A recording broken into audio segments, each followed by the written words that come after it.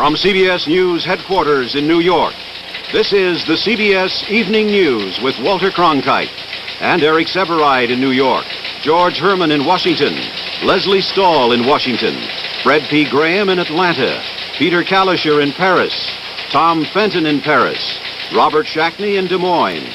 And tonight, a CBS Evening News special report, The Energy Crisis.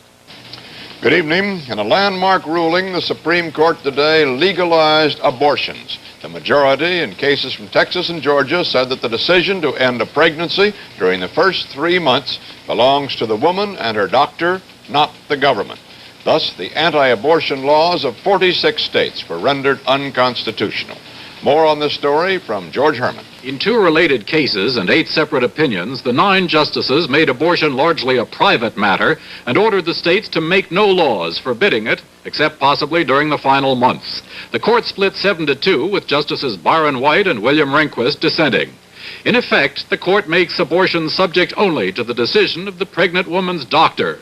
It ruled that states may make no laws restricting a doctor's right to decide his patient needs an abortion and to carry out that abortion during the first 3 months of a pregnancy.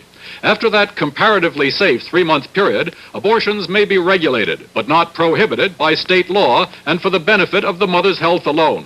Abortion is somewhat more dangerous at this stage, and states may insist, for example, that they be performed in regulated hospitals. Only in the final stages of pregnancy may states intervene and say no to abortion. The court's decision, written by Justice Blackmun, thus sets limits on the right to abortion on demand. One limit is the time when doctors believe the fetus may be able to survive outside the mother's womb. At that point, usually in the 7th month of pregnancy, the state may take legal action to protect the unborn child, even forbidding abortion except to protect the mother. The newly liberalized abortion law brought immediate reaction. I think that to raise the dignity of woman and give her freedom of choice in this area is an extraordinary event. And I think that January 22nd, 1973 would be an historic day. In this instance, the Supreme Court has withdrawn protection for the human rights of unborn children, and it is teaching people that abortion is a rather innocuous procedure provided that there are proper legal safeguards. I think that the judgment of the court will do a great deal to tear down the respect previously accorded human life in our culture.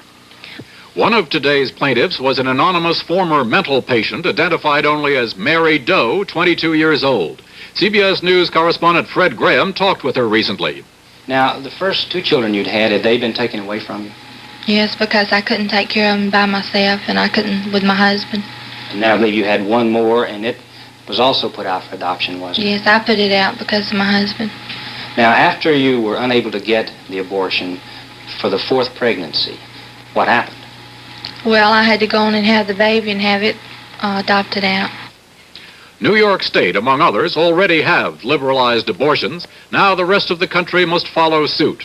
The White House offered no comment, but President Nixon has always strongly opposed liberalized abortion. Other opponents are now talking of a constitutional amendment to reverse today's ruling. Until then, if the experience of New York State is any guide, America will eventually have 1 abortion for every 2 births.